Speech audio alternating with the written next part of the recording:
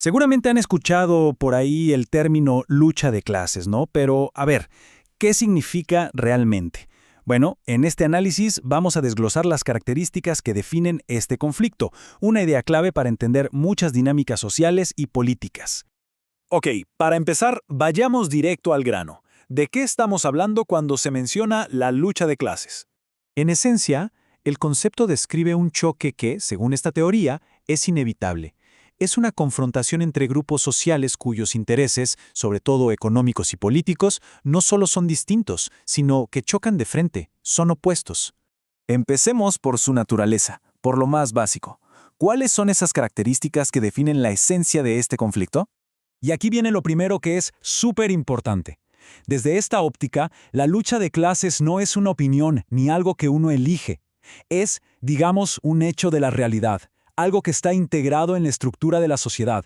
Existe, nos guste o no, más allá de la voluntad de cada persona. Segunda característica clave, es siempre política. Y esto es fundamental, porque incluso cuando las demandas parecen ser solo sobre plata o mejores condiciones de trabajo, en el fondo, la verdadera disputa se está librando en el terreno del poder.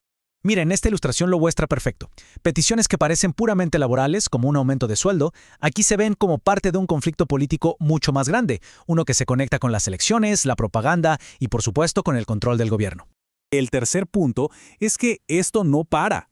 No es un evento aislado que ocurre una vez y ya está. No, se describe como un proceso constante, algo que, según esta teoría, vemos todos los días, en las huelgas, en la propaganda de los medios y en los discursos políticos. Y ahora, la cuarta característica, que quizá es la más contundente, se afirma que es violenta. Pero, ojo, es muy importante entender cómo se define esa violencia en este contexto. Y aquí es donde el concepto de violencia se amplía un montón. No se trata solo de agresión física.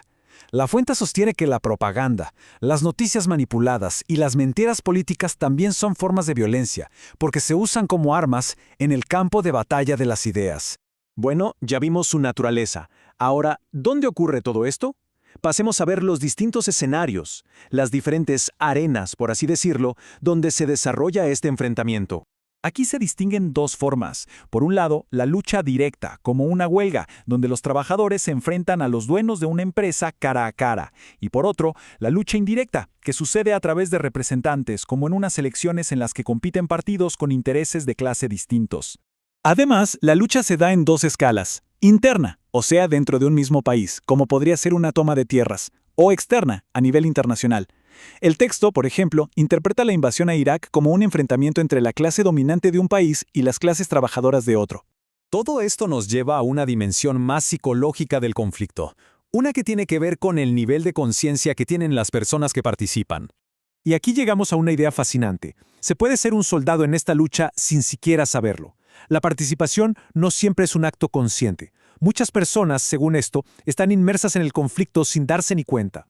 Esta imagen de una persona leyendo un periódico manipulado es clave.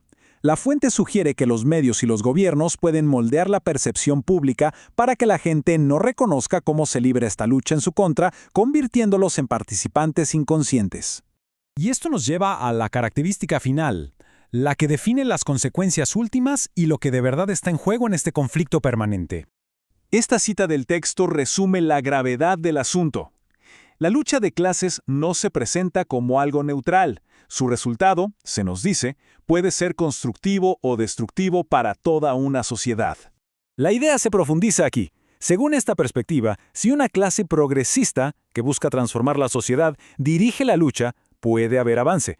Pero si lo hace una clase reaccionaria y atrasada, que solo busca mantener el status quo, podría terminar explotando a las demás, frenando el progreso y llevando a la destrucción. Sin embargo, el enfoque no es culpar al individuo. Para nada.